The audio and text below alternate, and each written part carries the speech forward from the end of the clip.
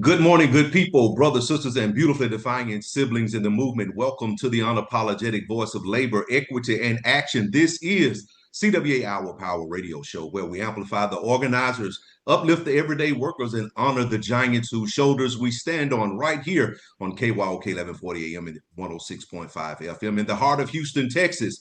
If you're rolling through H-Town or just fired up anywhere in the world, stream us live at kyokradio.org on the CWA Strong app, or catch the replay anytime by searching CWA Hour of Power on your favorite podcast player. Because this space, this time, it's about us. That's right, it's about us. We're talking union contracts, organizing victories, labor rights, human dignity, fair pay, and bold, everyday resistance to injustice in all its forms. So whether you're on the job, in your car, at the kitchen table, or deep in the fight, lean in. Honk your horns if you stand with workers. Throw a fist up if you know your worth. Joining me today are the three men of the show, Reginald Small and David Marshall. The ladies have skipped out on us, so this has got to be the best show of the year. Our union voices are ringing in every district from Alaska to Maine, Texas to Minnesota, Canada to Puerto Rico, because we don't play at CWA. The Communication Workers of America invite you to the 2026 National Human Rights Conference happening this August 16th through 19th in Atlanta, Georgia.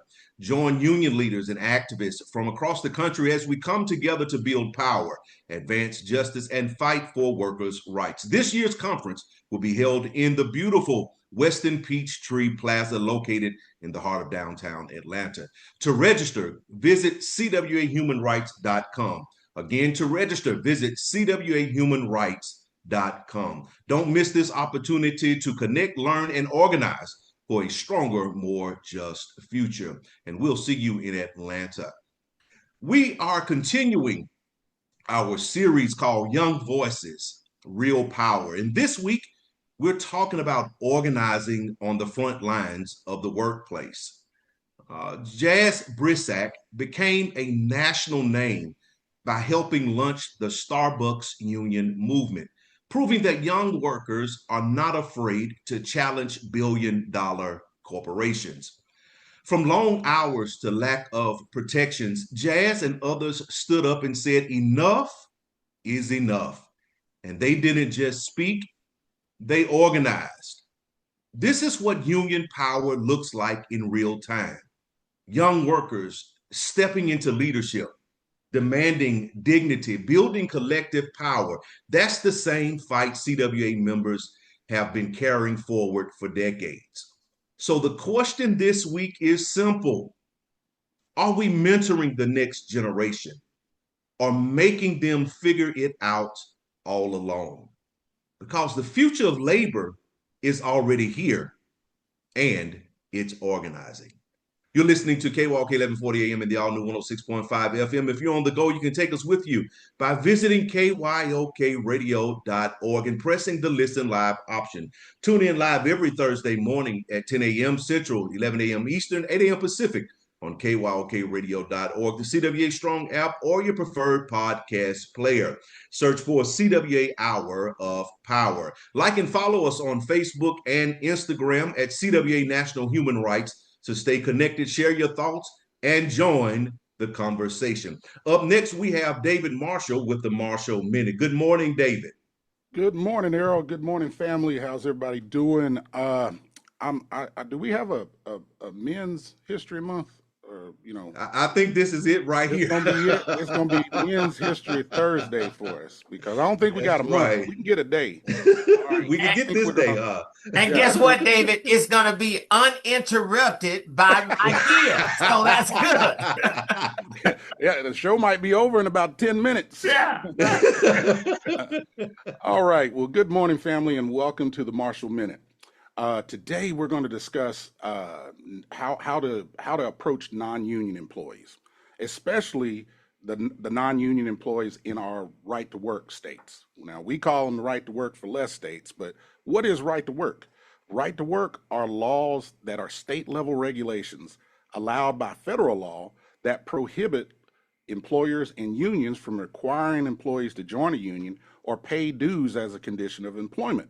These laws establish that union membership is optional in workplaces, creating open shops where employees cannot be fired for not supporting the union financially. So, how do we engage these folks? Well, first off, I think non union workers are more likely to join the union if they think they can make a difference. Most non union workers in right to work states do not join because they receive the same benefits as their union counterparts without having to pay union dues. Others believe that the employer has workers' best interest in mind and that they would treat them even better without the union, or that they could fend for themselves when dealing with the employer. Now, non union employees are most likely to join the union once these non union concepts are exposed for what they are, which they're harmful to all workers. It's vital to communicate a positive union image to non union workers and answer their objections with information that points out the value of joining a union.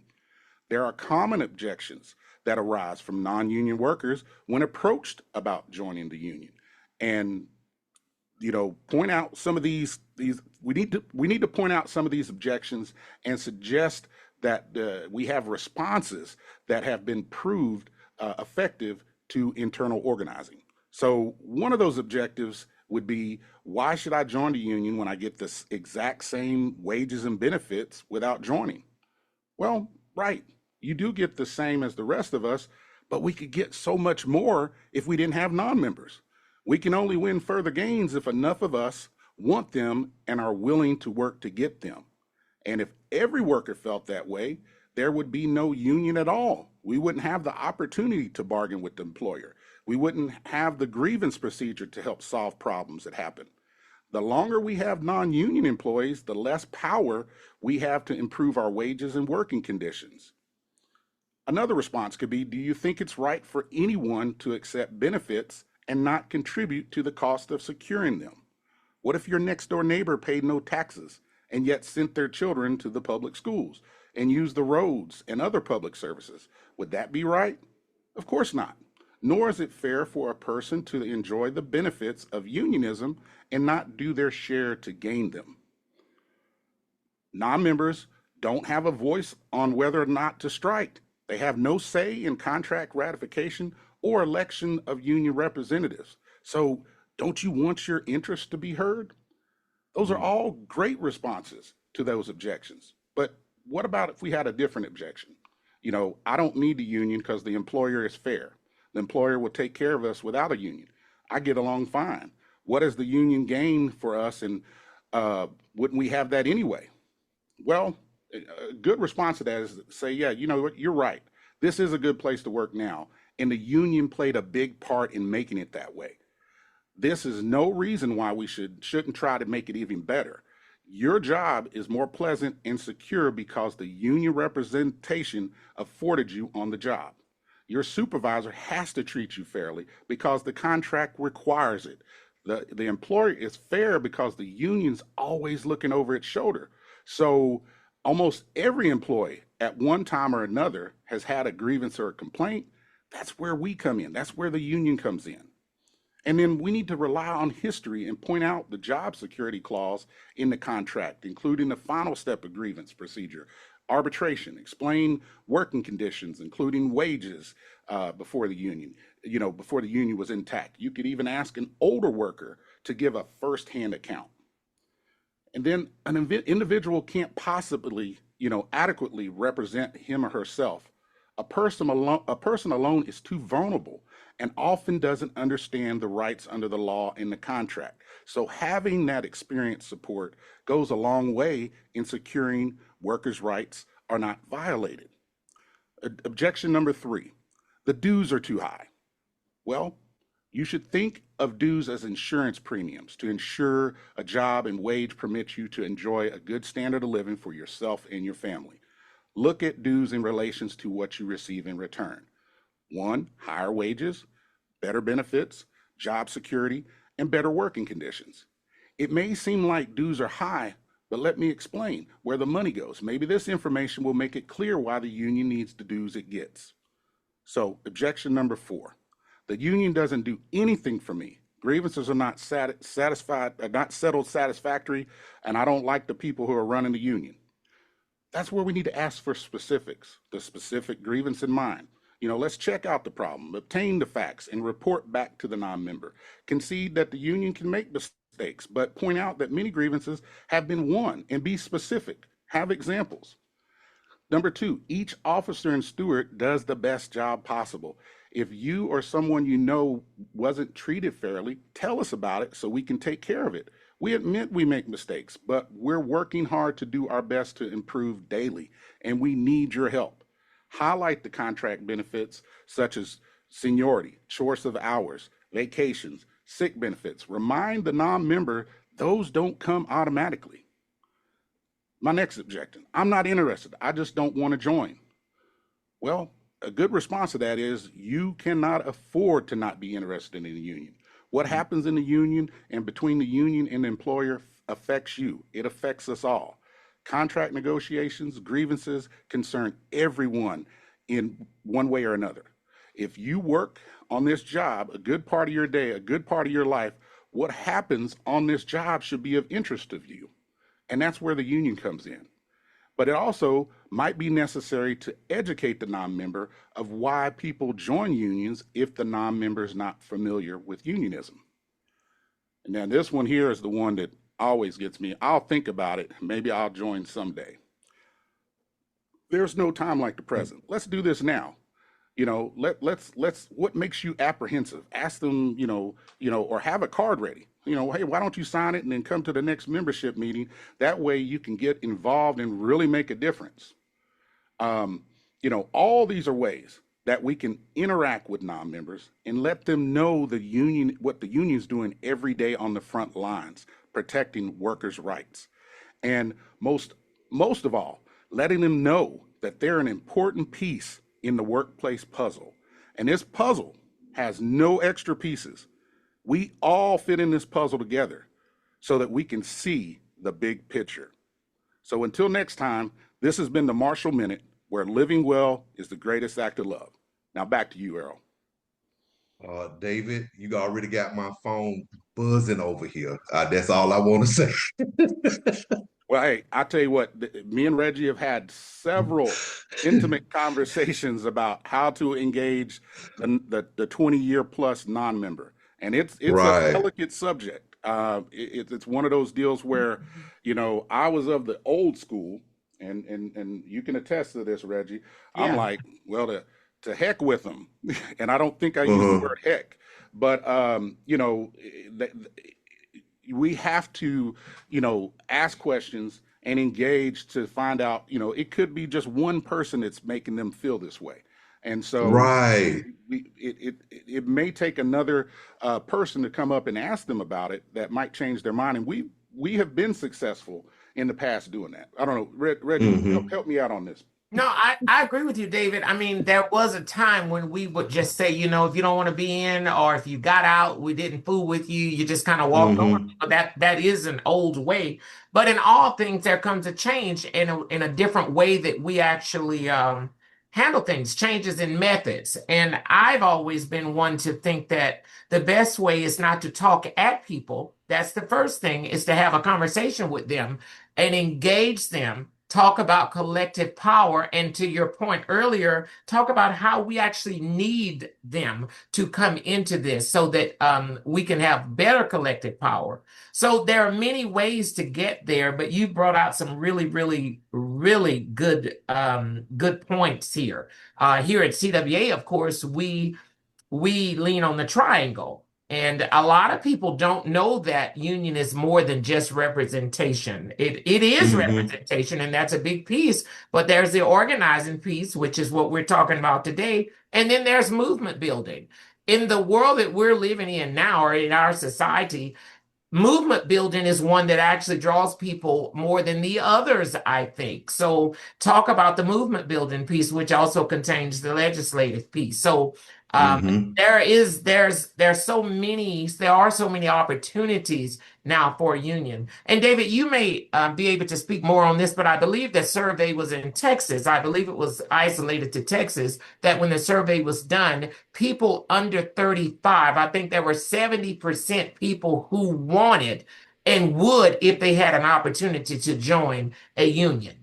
Oh yeah, and the thing is that I think it's at a peak popularity right now with especially with younger folks. A lot of the senior folks we've benefited from unionism over the years, but a lot of these younger folks that are coming into a high cost of living, a lot of student loan debt, not being the affordability crisis is real for them. They're And and looking and to and David, that part of, and no future, no pension. yeah. I mean, there's you work for a company and there's absolutely no pension. So you give them 30 years and they give you a cake and a cup of coffee on your Right. way out. Right, and Mm. so we they are really wanting to get engaged, and they're really the driving force behind the popularity of the union movement now, and we as some of the elder statesmen need to welcome them with open arms and let their talent shine. You know, that was one of the phrases. Don't pass the torch while it's still lit, and so we need to make sure we're engaging these folks, and it doesn't matter what sector you're in. I mean, we're organizing everybody, and everybody wants to be a part of it because you see the benefits. That security of knowing that you're going to get a cost a standard of living when you join a union. So it's one of those deals. It sells itself, and we got to be adaptable to change to all these different sectors that are interested in this unionism. And this is a good piece because Reginald brought up the CWA triangle on the organizing, the representation, then the organizing, and then also the movement building. And this is why it's so important that our locals have a human rights committee, because this is where you build your constituency groups. You're reaching out, and I years ago when I started, when I was tapped to be the chair of the District 3 Civil Rights and Equity Committee, I started out, one of my first presentations was civil rights are everybody's rights. And that's what a lot of our members and a lot of people need to understand, that civil rights are everybody's rights. It's just not exclusive for one culture or another. But with us building our constituency groups, we're building power, we're defending rights and justice for everybody, for every worker in Alabama, in Texas. It's a win-win situation when you build these constituency groups, because we are together. We're more powerful together than we are singular. And on one of David's interviews that I looked at on last week, he was talking about the power of that one finger. And David, you tell the Well, listening audience I about that I story? I I use that as an example when I'm trying to organize or get folks to understand what a union does. I can take my finger, singular, my finger, and I can throw the finger at you as hard as I can, and I'm probably going to end up hurting myself. I'm probably going to break my finger, and it's probably not going to do any damage to who I'm throwing it at. But if I take all of those fingers and I pull them all together and throw with that same amount of force, I can make a real impact. I can make an impact.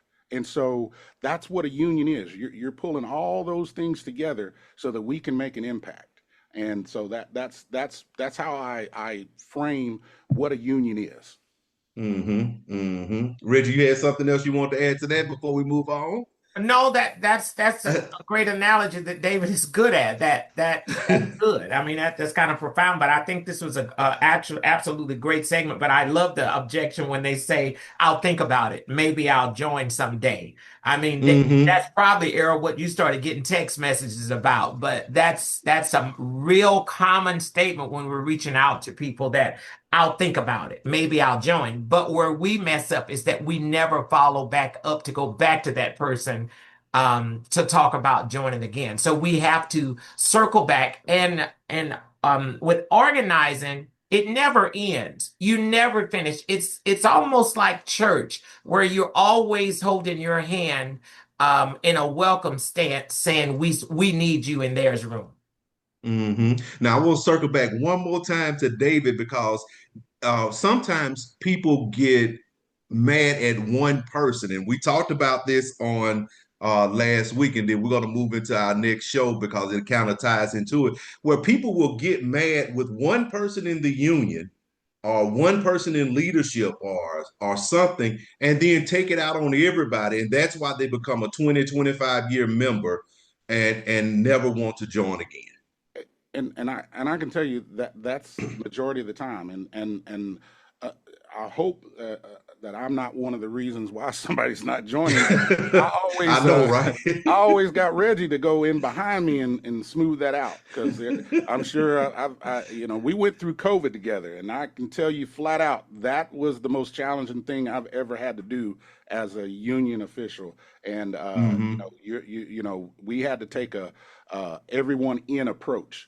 Because somebody Hmm. had to be the bad guy to deliver the news that people didn't want to hear, and then somebody had to be there to bring them back together. So it's always good to have a good team of folks that complement each other because you need all of those different all those different personalities to make this thing work.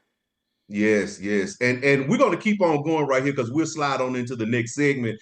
And the next segment where we're talking about it actually came from last week's segment, and we were in the Marshall Minute talking about it, and we were talking about conflicts between union members, and then one of our texters hit us with something we hear all the time, and that is, why don't y'all just agree to disagree?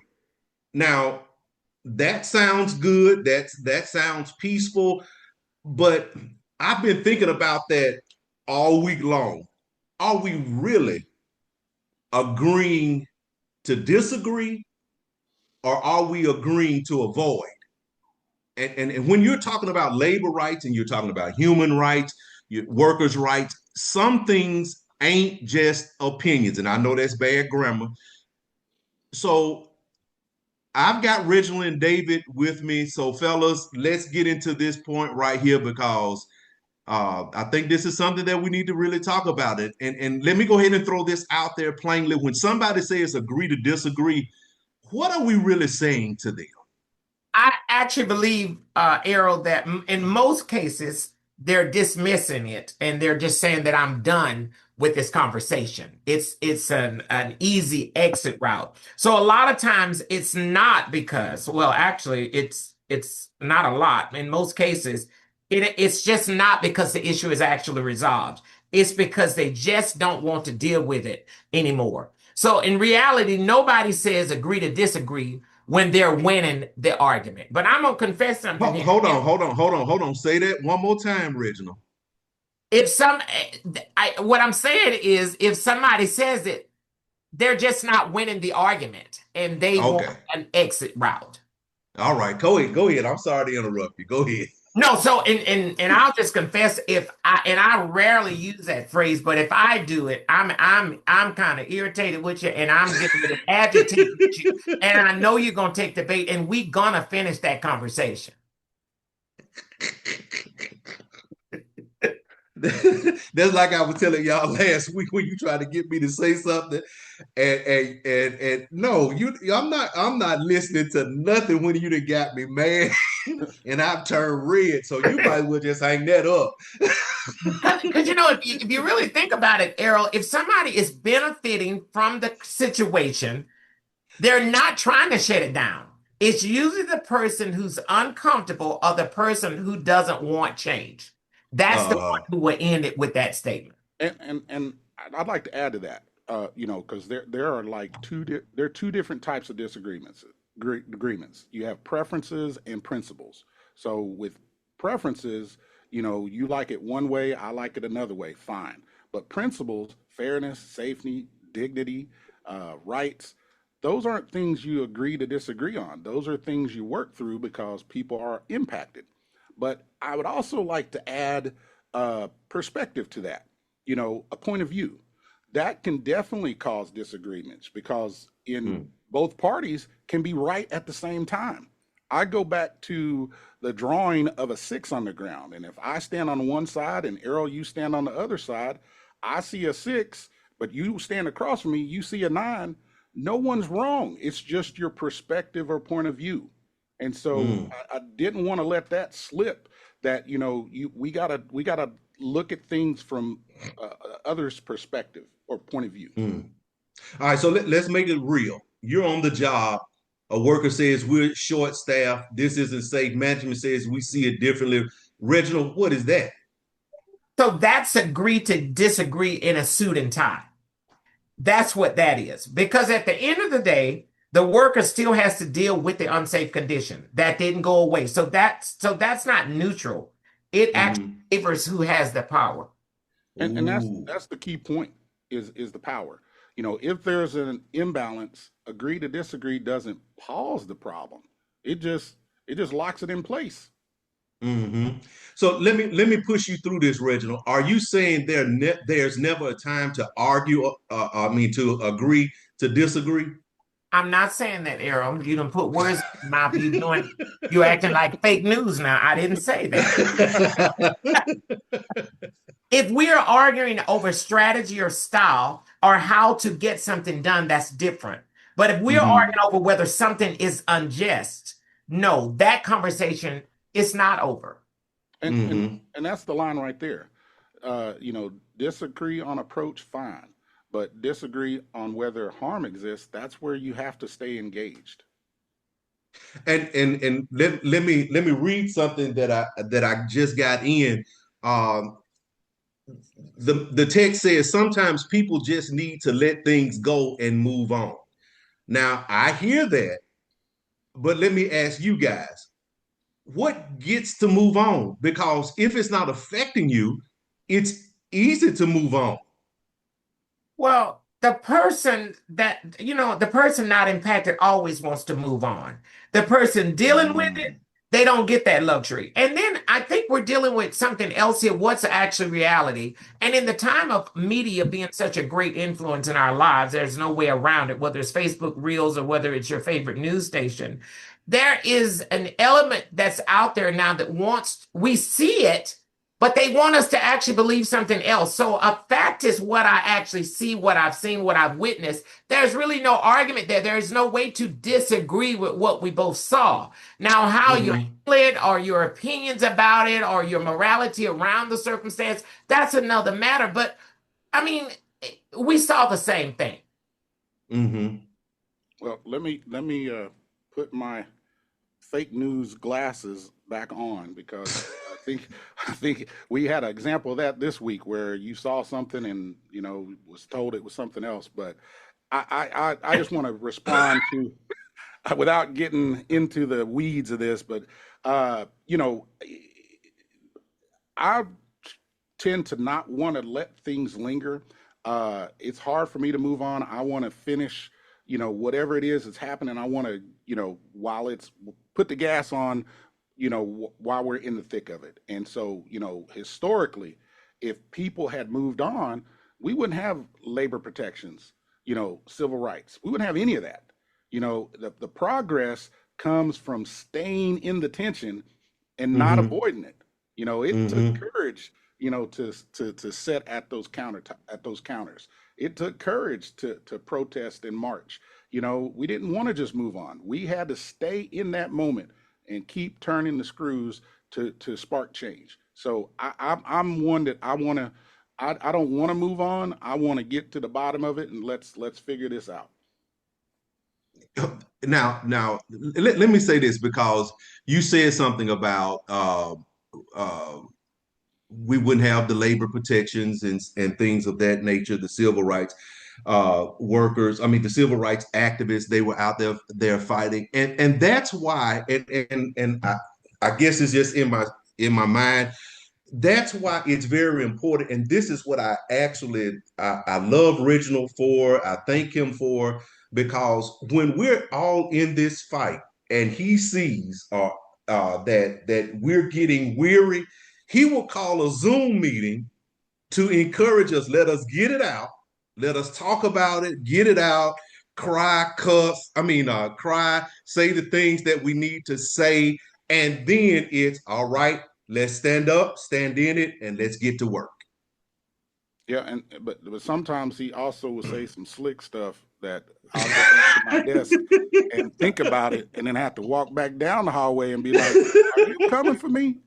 Are you like it was nice nasty?" I'm like, hold on a second. He said it so slick that I didn't notice it. I get back to my desk and I'm like, wait a minute, this dude's coming for me. But I made my point though, David, right? You got it. Yeah, we stayed engaged. The tension was still there. And he will come back down the hall like 2 hours later. Were you coming for me? I'm like, no, David, I wasn't coming for you. I was making a point. Hey, David, you have to go back down and let's clear this air real quick right here.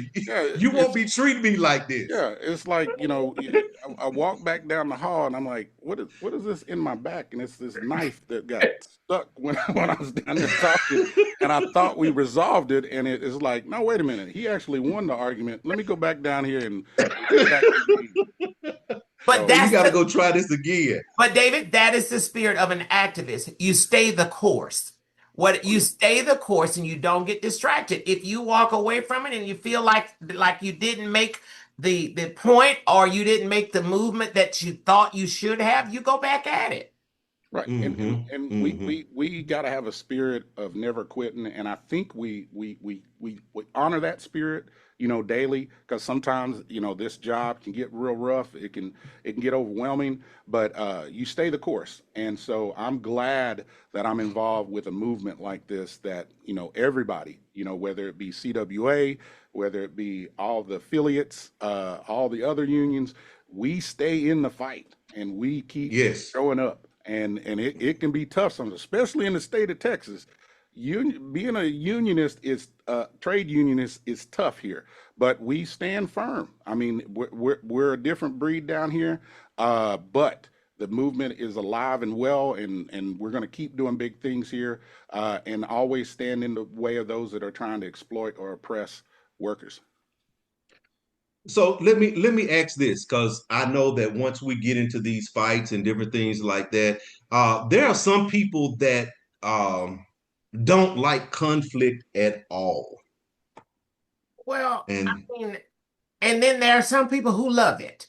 But I have to say, I don't love conflict. But don't take that as a weakness. I don't like it, but don't take that as a weakness. I can get you straight. I can get you, I can correct the situation and right the ship. It doesn't mean that I cannot handle it, but I do not relish it. I don't cherish it. I would like to avoid it when I absolutely can. Yeah, and both can be a problem. I mean, I can tell you, there's some people that rise to the occasion. They can't wait for a fight, and then you have others that that can't. But it's one of those deals where we got to just make sure we have each other's backs up here. And if you see something getting out of hand, you take time to intervene and try to rein that situation in. And I can tell you firsthand, we've had to do those types of things because we've had contentious meetings where like I said, COVID, folks' emotions was high, and it was really, really nasty. And so it took a collective of union leadership to navigate those waters. It sounds like David is about to go to the solutions now. So go ahead, David, give us some solutions. Here's how we handle it better. It's preference. Let's not waste energy. It's about rights. So let's stay in it. If it gets heated, pause, but don't exit. And if you hit a wall, then bring some structure. Union process, mediation, a collective strategy. Because like I said earlier, avoiding the conversation doesn't solve the issue. It just delays it and saves it. And for another day, it just festers. And I guess, David, we just have to stop using agree to disagree as an escape, because when we do that, we haven't actually resolved the conflict.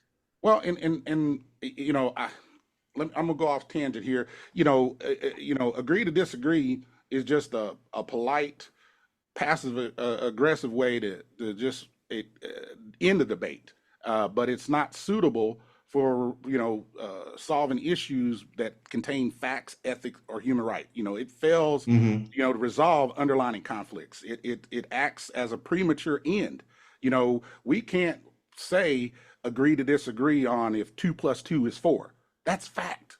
We can't agree to disagree on that, or if the earth is round. One person No, David, it's flat. actually wrong, and treating it as a matter of opinion can be misleading.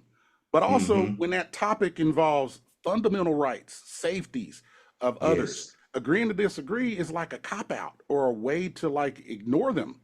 And then it's the last point I'm gonna get on. I'm gonna go one step further. You can't agree to disagree with the law or a judge's ruling, because the consequences are still gonna apply regardless of your personal stance. I can agree or You're disagree right. with the judge, but you still going to jail if you broke the law. But I'll Correct. digress. I'll get that back to you, Errol.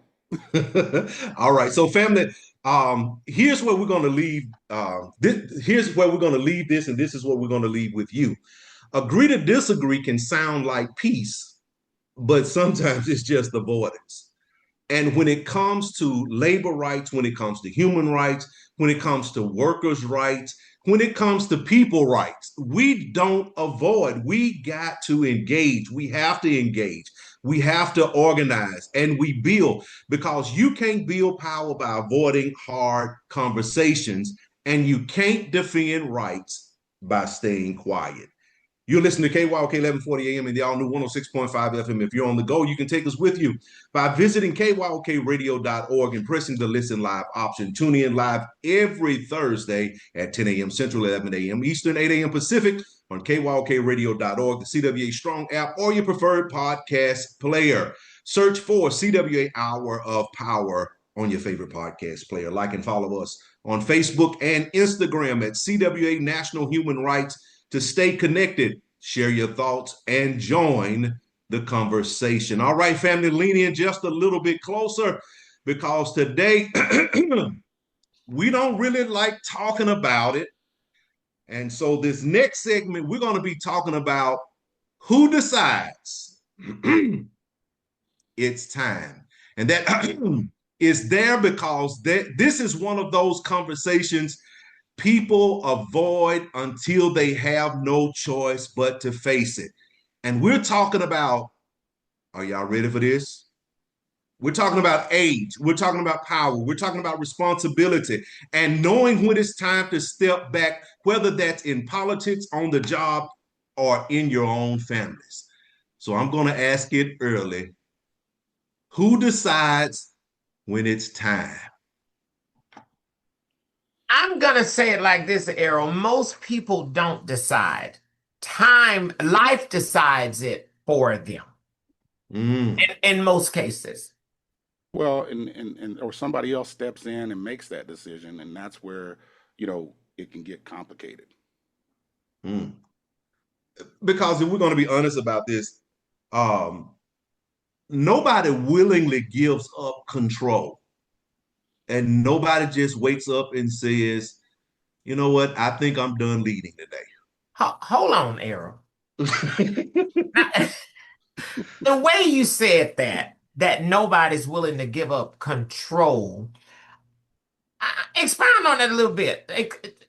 Add a little bit more context to that, because there are people, wise leaders, kind of know when to exit the room. I believe, and I'm speaking if you're talking leadership. I believe wise leaders know when it's time. I had a very wise woman here at this local who I was wanting her to stay a little bit so she could actually help shed some light on some of the new leadership in this local. And she said to me, and I won't ever forget it, she says, Reggie, no, you will know when it's time. She says, and it is time, and you will know when it's time. And she stepped out on her own and she passed the torch. She shared the flame first before she left, and then she passed the torch. So I believe wise leaders know when it is actually time. All right, so let's start at the top. We've got leaders that are in their 70s, 80s, and vastly approaching 90, making decisions for the future. No age limits, no required evaluations, but we got limits for pilots, certain judges, workers in critical roles. So why not political leadership? I am so happy that we're discussing this topic, Errol.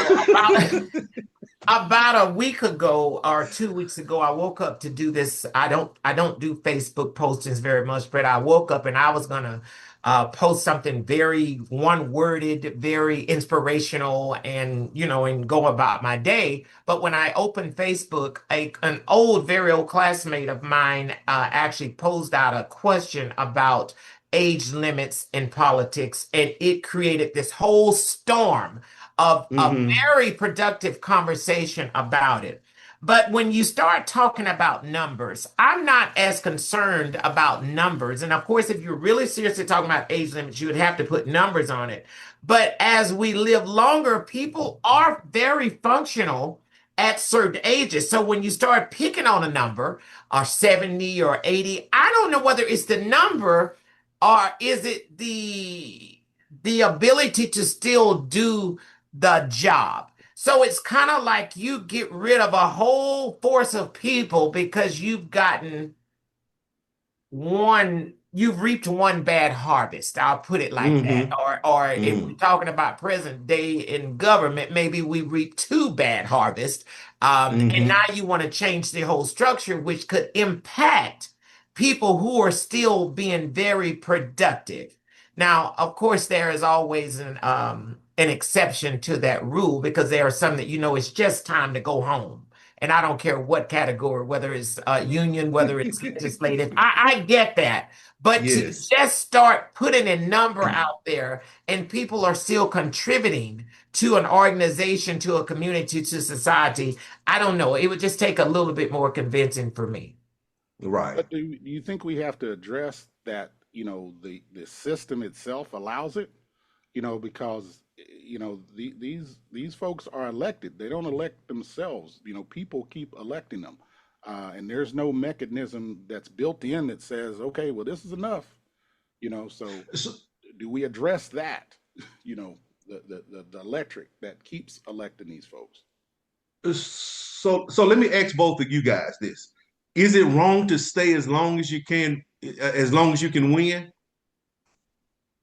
Well, if you've lost the capacity to fully function in doing your job and you're doing a disservice to the people, yeah, I would say yes, because it's not about service anymore. I, I think it's about self-service at that Mm. point. But I mean, I'm making that very general, but it's about you. It's not about the people that you're serving at that point. But Mm-hmm. capacity can be tricky. Because who defines it? Because if we're not careful, that capacity can be used unfairly. We already measure capacity everywhere else. So you mean to tell me somebody driving a truck has to prove they're fit, but somebody running a country doesn't? Is that where you're going with that? Yeah, it. There, I think we're gonna have to really look into, you know, what limitations need to be in place to keep from having elected officials falling asleep during meetings, or walking off a stage, or falling going up, getting on a plane. It doesn't do anybody any good, the country any good, if we got somebody using an auto pen. We have to address this thing. We haven't had this situation before, but we do have it now, and it is something that I think is a major point of concern, on the world stage, because these folks have control of the nuclear codes, and this ain't the the Cold War era. This is a different era we're in. So here's the So, other part of that, David. Not necessarily my belief, but it's I think it's an important piece of this conversation. According to the democratic process, someone voted for that stumbling and blundering. Um, and they want that. We or someone wanted that to represent us. Well, There were other options. So Okay, so let me take my fake news glasses off again. Sorry, I'm gonna keep going to that because there's a whole system in place that help contribute to that. When all of your media is controlled by the same interest, they can shape and warp that to get the outcomes that we have now, where you're being guided, you're being herded like sheep into where we're at now. so let me go back to something because we started and then we went we started going down the path just a little bit. So let me ask this: is it about age, guys, or is it about accountability? I, I'm going to say accountability because age alone don't tell the full story. Hmm. We have plenty of folks that are senior in age that have all their cognitive skills and they're a wealth of knowledge that are instrumental in this movement, and we can't force them out. and And that's that was my original, David. That was my original point. That it's more about accountability and whether you're able to do the job. Because age, I can just tell you, age just does not tell the full story. And what my number one concern is, and Errol, I'm probably going down a left, and you want to go right, but. One of my number one concerns is that if you push age going just by a number, you're also mhm. losing your experience and you're losing my favorite word, you're losing the wisdom that we need in these movements if you just you, start pushing people out. Well, you're absolutely correct. And let me jump this right on it. Let me drop this in here because my mother is 80 years old and she gets around just like anybody else. And sometimes, I'll be honest, sometimes she gets around better than I do. You know, and I'm young, but I wake up with those aches and pains, and when I get up in the morning, I can't just jump up like I used to. I have to put my feet on the floor and make sure I'm able to stand up. And she is able to go and do things, and I can keep her out just about all day doing stuff, and then she's ready to go some more. So it's really not about an age. It is about you're actually being able to continue to work and work wisely, work with wisdom, make strong decisions and different things like that. And really, while we're debating about age, who feels the impact? Because that's very important. Who's getting the impact? Now, if you're unable to do the job and then you're just signing your name just to hold the space, I got a problem with that when your health has declined, when your mental capacity has declined. So who's feeling that impact? Well, it's the people that and it's the people. The people will feel the impact. And they'll feel it and they'll also feel it if leadership is out of touch, but it impacts the people. But they're not Mm-hmm. there to stay. There's another opportunity in most in elected positions, there's another opportunity to make that change. That's the way it's set up. It's designed if it's not working you can make that change. And then there are other safeguards in place that if this happens, there should be safeguards in place to do something about that. Well, and I'll just go back to my lived experience.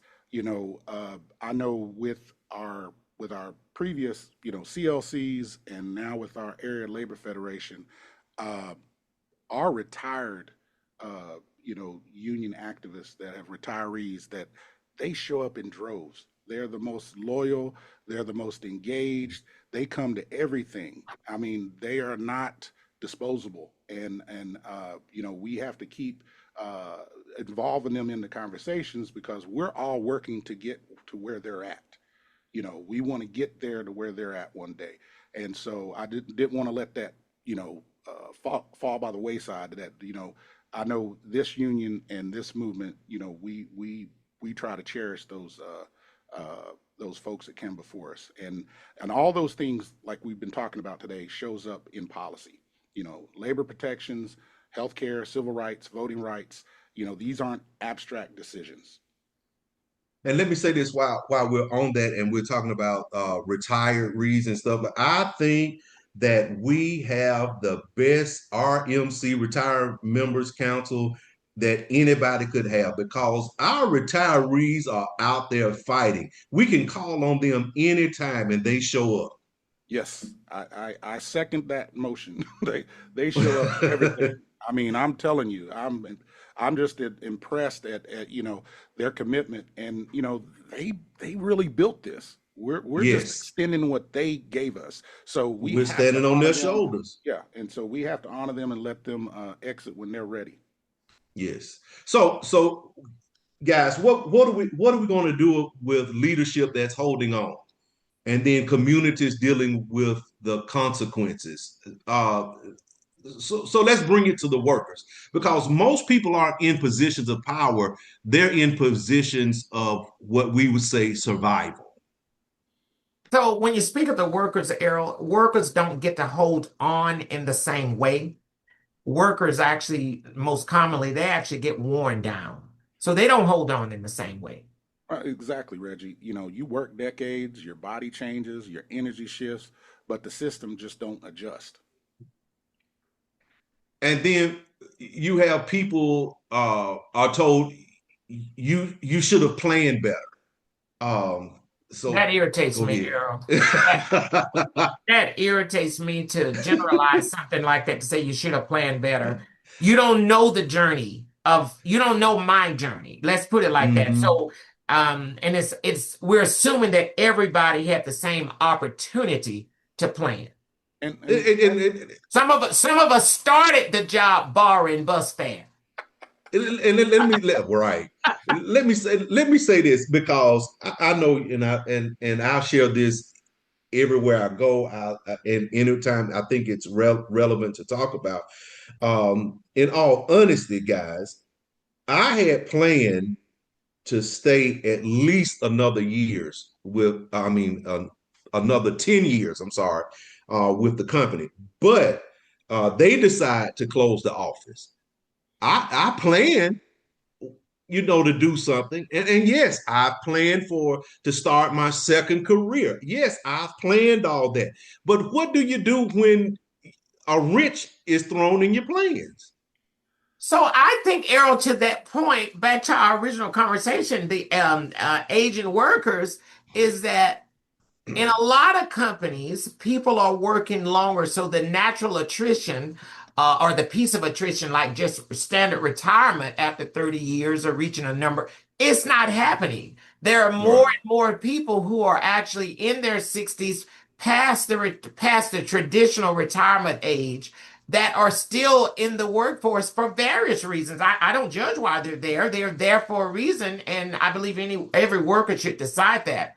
But that's why I think that other people actually get cut down in the middle of it, because the companies are having to decide when it's time to go and when their numbers need to be cut down, because there is no natural attrition. And that's because housing isn't affordable, pensions aren't as Hmm. strong. I mean, there are a lot of factors there that's causing people to stay in the workforce. And thankfully, they have a right to stay in the workforce as long as they want to, unless they hit a situation like you're mentioning, where you're actually surplus or forced into early retirement. And think about this. And we said this earlier. There are companies, okay. There are companies that don't even have pensions, that don't even offer pensions. So I'm just work.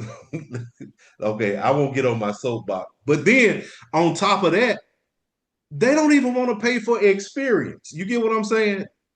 I've been looking, and I know we're going to have to talk about this, because we're going to have a conversation about years ago.